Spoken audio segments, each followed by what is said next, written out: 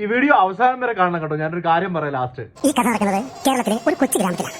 ഈ ഗ്രാമത്തിന്റെ പേര് കടനാക്കുഴി.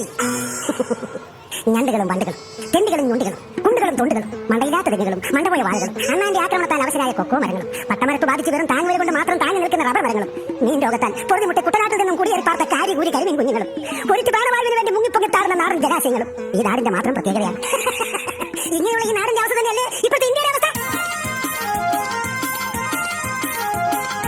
ഇത് കാണുന്ന നരേന്ദ്രമോദിജി ഇപ്പൊ പറയുന്നുണ്ട്, എടേ മറക്കാതെ, എന്നെ മറക്കാതെ.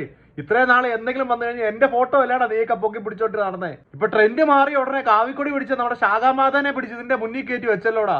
ഇതൊക്കെ കാണുന്ന മറ്റേ റെയിൽവേ മിനിസ്റ്റർ അശ്വിനി വൈഷ്ണവ് ഇപ്പൊ തലേ കൈവെക്കുന്നുണ്ടാക്കും. ഏത് നേരത്താണോ ഇവനൊക്കെ ഞാൻ ഇതൊക്കെ അനുഭവിച്ചു കൊടുക്കേണ്ട വന്നതെന്ന്.